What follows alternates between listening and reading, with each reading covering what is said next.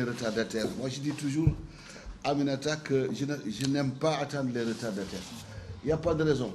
Ceux qui sont en retard, ils n'ont pas plus de socle que vous, là. Alors, comment se fait-il que vous soyez là à l'heure et qu'eux, ils soient en retard? Je crois que j'ai discuté l'autre jour aussi avec des journalistes de la question du civisme. Je crois que respecter quand même l'heure, ça fait partie des vertus cardinales du civisme. Et je dois dire que dans ce pays-là, on n'a pas cette vertu-là. Plus d'autres vertus que nous devrions acquérir. Et je crois que le livre peut-être parle de certains aspects.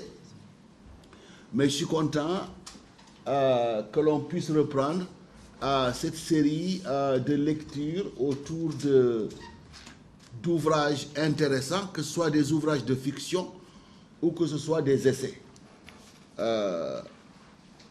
Essais ou ouvrages de fiction, vous conviendrez tous que ils traitent tous des réalités de notre quotidien, mais sous des angles différents. Alors, je voudrais remercier l'initiateur de cette activité-là, qui est M. Bouba Diémé. Est-ce qu'il est là? Il n'est pas encore là. Bon, on va encore commencer sans lui, c'est pas grave. Mais bon, lui, à la limite, je comprends. Hein. Alors, c'est lui qui a eu l'idée de nous demander au WARC si on pouvait abriter ce qu'on appellerait un book club. Adama, vous devriez peut-être venir avec votre stagiaire pour qu'elle voit ce qu'on fait, non? Elle est là?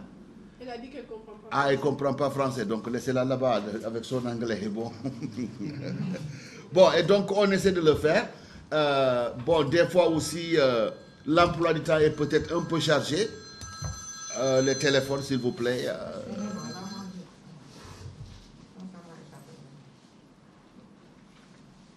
Voilà, merci. Donc, il a eu vraiment l'initiative, il est un peu en retard. Bon, on a aussi des fois un emploi de temps très compliqué, ce qui fait que d'ailleurs cette séance-là aurait pu se passer en plein air. Mais heureusement qu'on a pu récupérer la salle.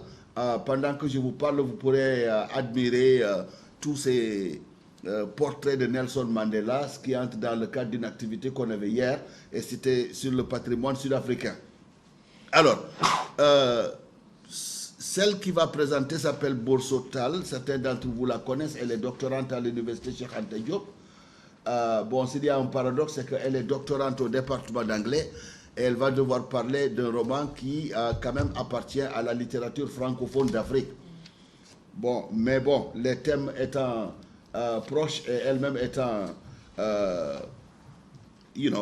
French speaker, donc ça ne devrait pas poser évidemment de problème. Donc Borso, je vous remercie de cette initiative. Voilà une jeune dame qui est très, je ne dirais pas entreprenante, elle est très dynamique. Elle aime vraiment s'engager dans toute activité de nature à discuter de certains problèmes contemporains. Elle est spécialiste dans le travail social, pour vous dire, pour vous donner une idée de ses penchants et de ce qu'elle voudrait être et faire dans la vie. Je crois que c'est quelqu'un qui, pour toutes les causes sociales, est prête à s'engager et de manière d'ailleurs bénévole. Je suis en train de travailler avec elle sur un projet. Il y a une personnalité de la lutte sénégalaise qu'elle va interviewer tous les dimanches chez lui. Ça fait partie des très grands champions. Vous ne pouvez pas donner 5 champions sénégalais sans parler de Mbaye Gueye. On a un projet avec lui et c'est elle qui va tous les dimanches l'interviewer pour qu'après on en fasse un livre. Ça vous donne son degré d'engagement.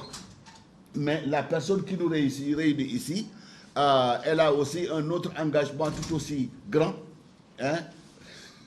Un engagement tout aussi grand. Je vois ici une ancienne étudiante à moi qui vient peut-être des États-Unis, je ne sais où. Bon, voilà. Aminata Sow Fall, vous ne pouvez pas parler de littérature francophone africaine sans parler d'Aminata Sow Fall. Vous ne pouvez pas faire le listing des 20 meilleurs ouvrages de l'Afrique dans toutes les langues confondues sans parler d'Aminata Sow Fall. Mais vous ne pouvez pas aussi parler d'une intellectuelle imbue de sa culture, pétrie de sa culture, fière de sa culture, avec aussi cette attitude qui consiste à dire dans le royaume des hommes, rien n'est parfait, il faut changer certaines choses. D'où ce roman. Parce que ce roman est une critique sociale de la société sénégalaise. Donc, que j'ai connu depuis longtemps, mais je me rappellerai toujours cette matinée, je crois, du mois de mai ou du mois de juin, où on s'est retrouvé quelque part, non loin de Boston, exactement à South Hadley, où se trouve l'université que l'on appelle Mount Holyoke College. Ce matin-là, vers 10 h, Mme Aminata Sow devait être distinguée avec le titre de docteur honoris causa par l'université Mount Holyoke College. Et elle était distinguée avec une autre dame dont la stature est reconnue dans le monde entier. Quand vous parlez de la diplomatie américaine, vous ne pouvez pas faire l'économie de Madeleine Albright. Ce jour-là, elle a été distinguée en même temps et elles étaient toutes les deux sur le podium avec Madeleine Albright. Et j'étais là pour être témoin de cette cérémonie Aminata. On a eu aussi à collaborer dans le cadre des différentes institutions qu'elle a mises en place, aussi bien à Dakar qu'à Saint-Louis.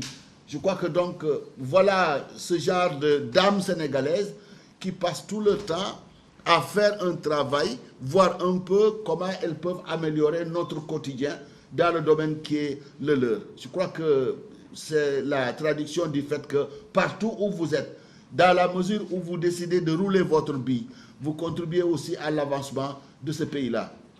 Alors, l'assistance, je ne voudrais pas commencer à reconnaître les gens.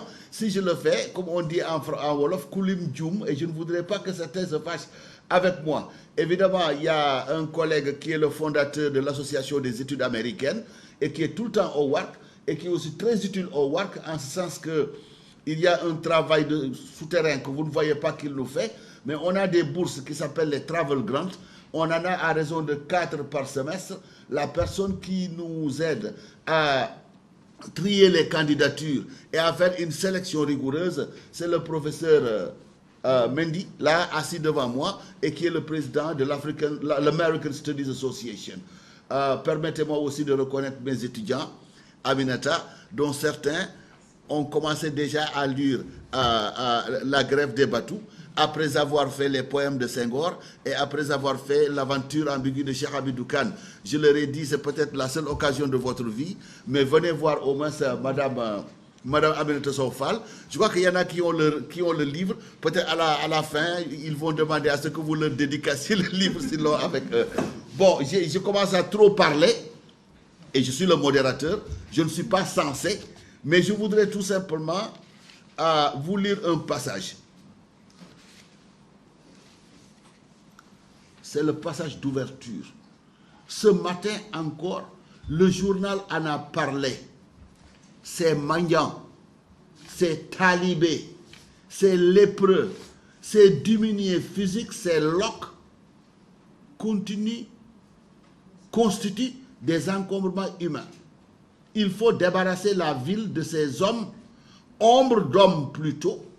Vous voyez le processus de déshumanisation.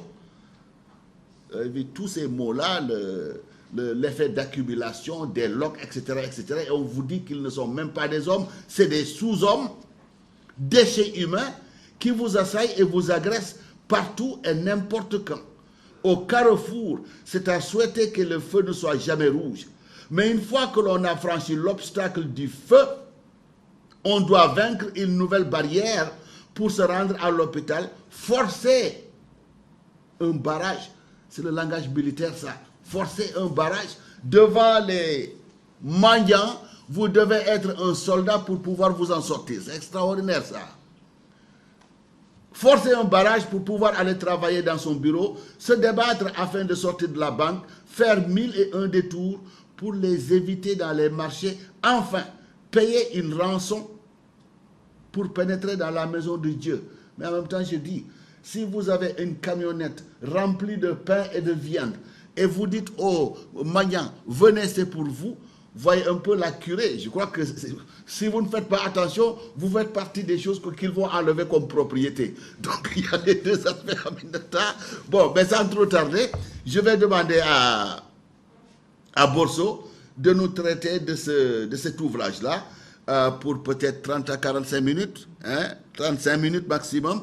Et après, on ouvrira, évidemment, Aminata aura aussi la possibilité de participer à la discussion, à moins que droit d'aînesse oblige.